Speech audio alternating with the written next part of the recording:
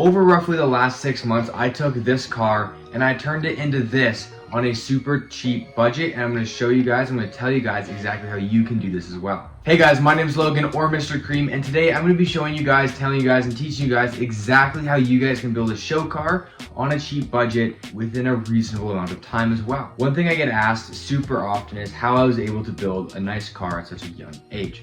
And the first thing I always joke about saying is I say, oh, it's just a Honda, it's not that expensive. But realistically, that is the case. A lot of these cars, and even more expensive ones, it's not that difficult, it's not that hard to build something really nice out of maybe an old clunker or something that doesn't look that great. And there's three main things that change the look of a car that I'm gonna get into with you in this video. The biggest thing that changes the look of a car, and in my case is what made the biggest difference for my car, is the paint. So I spent roughly $800 on paint, supplies, and materials in order to paint my car. And how I was able to paint my car for so cheap is I simply just did it myself.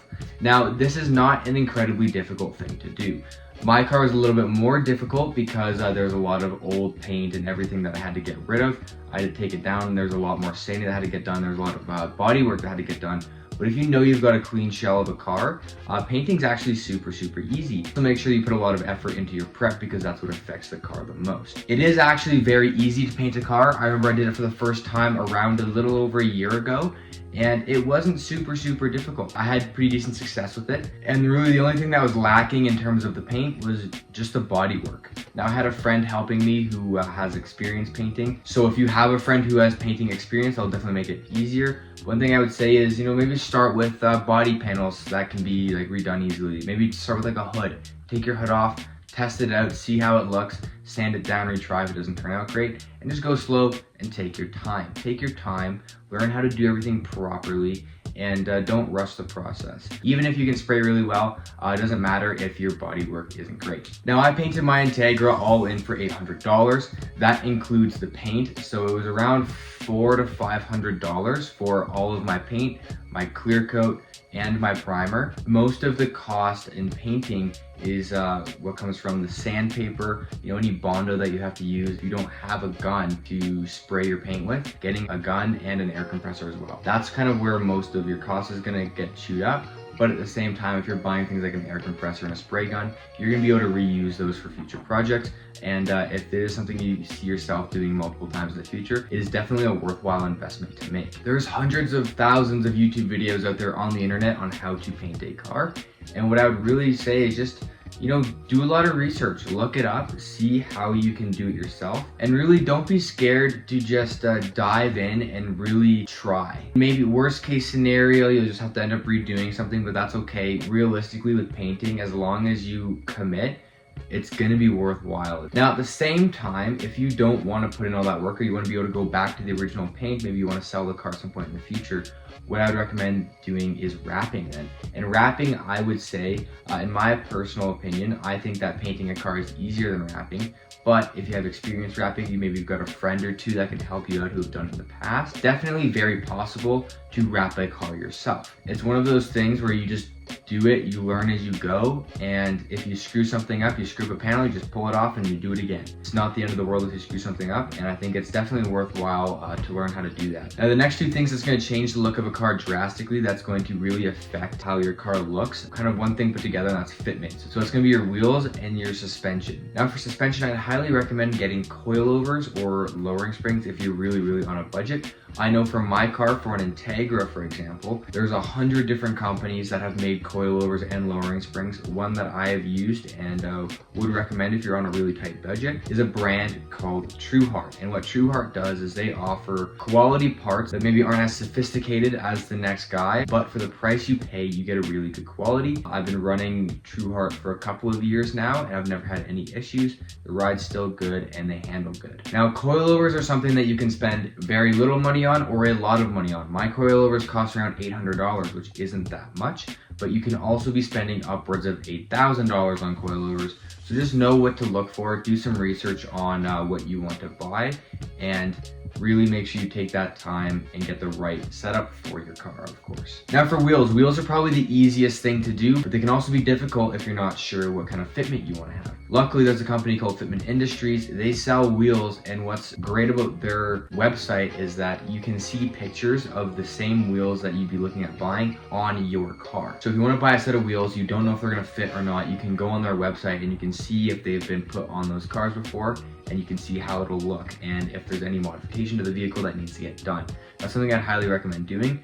Either that or just kind of learning, doing some research, what kind of fitment you want. If you want to do more of like a stance kind of setup, if you want to be a bit more like hot boy, I guess is the right term, or if you want to be running something that's going to give you a little bit more performance with a little bit more of a meaty tire like I am. But I'd highly recommend checking out Fitment Industries if you want to figure out what kind of fitment a certain wheel is going to give on your car. Now, I know I mentioned how we're going to do this on a budget, so I'm going to tell you my best way that I've been able to find parts for really cheap, and that is Facebook Marketplace. You'd be really surprised how easy it is to find a lot of wheels and other things like that on Facebook Marketplace for a really good price. Oftentimes, especially if you're in a bigger area, there's going to be someone selling something that you like or selling something that's similar to what you're looking for.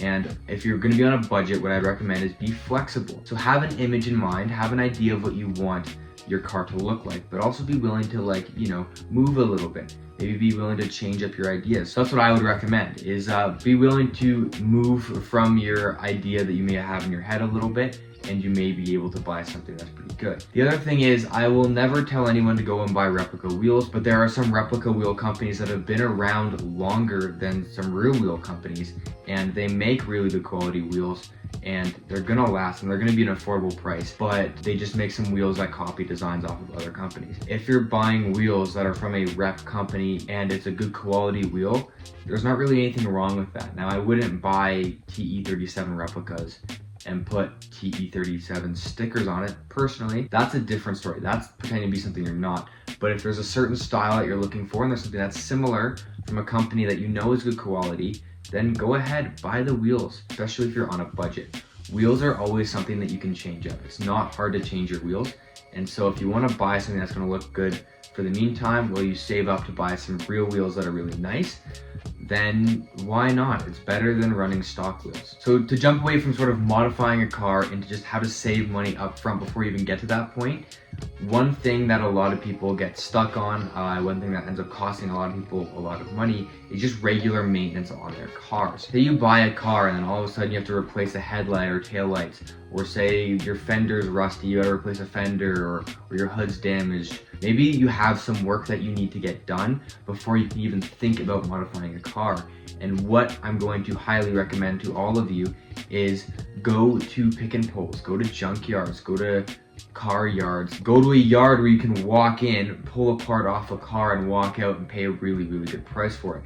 I did this a lot with my first Integra. In fact, most of my interior from my first Integra came from junkyards. I think I remember doing the math and it cost me around $100 to $200 for what would have realistically been like $1,000 to $2,000 worth of stuff if I had bought it new off of companies like eBay or other parts sellers. Now, one of the last things I'm going to say about all of this when it comes to building a car on a budget, I'm going to assume that if you're trying to do this on a budget, you're either young or this is just kind of like a little bit of a hobby for you. To that, I say, don't rush. Take your time. Enjoy the process of building a car. One thing I can say personally, that if you do everything all at once really fast, you're gonna lose that kind of process where you have to enjoy each little step of a car that you make. When you take your time, it makes little things like getting new wheels or getting new coilovers or maybe getting a new spoiler or something like that a lot more exciting. So yeah, that's really my biggest piece of advice is don't rush your build. Don't rush your car. Don't force yourself into something that maybe you're not ready for yet. Don't rush into buying parts that are maybe cheaper than what you should buy. Enjoy the process. Thank you guys so much for watching. I hope this video was helpful to you. I hope you maybe learned a couple of things. If you enjoyed this video, please hit that subscribe button. Comment down below what kind of videos you'd want to see from me in the future. And thanks for watching. I'll see you next time. Peace.